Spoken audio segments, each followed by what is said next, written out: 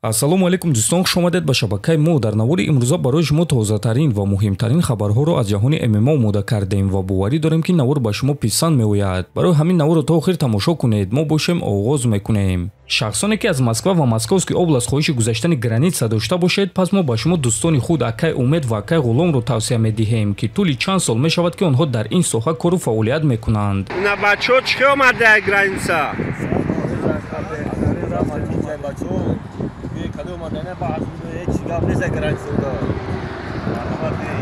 номерора канали паҳлавон куҷа гирифтем Акай Ғулом, Акай Умеда хай беҳтарин даъмати калон ки рафтем 100% граница гузаштем.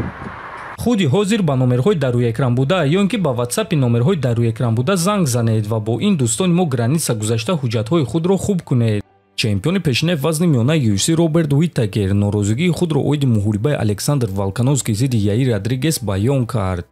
ягон кас ин муҳорибаро дидан намехоҳад. ягон кас дар хонаи худ нишаста намегӯяд ки медонӣ кадом муҳорибаро дидан мехоҳум. Волконовский зидди Яир. ҳозир вақти ин реванш нест, чунки Волк дар якум муҳориба вазифаи худро хуб иҷро карда ғалабаи ба боварӣ ба даст оварда буд. ман фикр мекунам ки Яир баъди ҳамон муҳориба бояд ки бисёр чизҳоро ислоҳ мекард. ба назари ман ҳамон муҳориба яктарафа буд. Яир ягон кор карда натавонист ва ӯ дар ҳақиқат бояд ки дар болои худ кор кунад, гуфтааст Уитакер. ва дӯстон, аз рӯи овозаҳо UFC реванш байни Александр Волконовский ва Яир Родригесро ташкил кардан мехоҳанд, дар ҳоле ки Яир Родригес дар се муҳорибаи охири худ 2 бохт ва танҳо 1 ғалаба дорад. Мавсар Евлоев бошад ҷангори бебохт аст ки ба ӯ чунин шанс надоданд ва ин қарори UFC ба бисёри мухлисон писанд наомад ва чӣ гуна ки мебинем ҳатто ба Роберт Уитакер.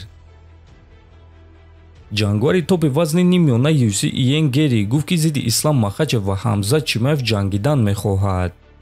ислам ҳозир якум рақами беҳтарин ҷанговар новобаста аз вазн аст ва ӯ ба вазни нимёна баромада барои камарбанд меҷангад ва агар ки ӯ ғолиб шавад, пас ман аниқ муҳориба зидди Исламро талаб мекунам, чунки аз ин зиёдтар нест чизе ки ман мехоҳам. ба муҳориба зидди беҳтарин ҷангори пан баромадан, ӯро шикаст додан, камарбандро соҳиб шудан ва исбот кардан ки ман беҳтарин дар ҷаҳонам. оиди Ҳамза Чимаев бошад, пас ман фикр мекунам ки ӯ дар корҳои мекардагии худ беҳтарин аст. ман танҳо фикр мекунам ки ӯ ҳоло бо ҷангори ба монанди ман ҷангидагӣ нест. ман Визовҳоро дӯст медорам ва ин Визови ҳақиқӣ аст. ба назар гирифтан ки ӯ дар карьераи худ чӣ чизҳоро ба даст овардааст ва чӣ гуна ин корҳоро кардааст, ин воқеиятан илҳом мебахшад, гуфтааст Гери. ва дӯстон, бояд гуфт ки Иен Гери айни замон яке аз довталабон барои камарбанди вазни нимёнаи UFC аст ва муҳорибаи ӯ зидди Махачев баргузор гардида метавонад, агар ки ҳардуяшон пирӯз шаванд.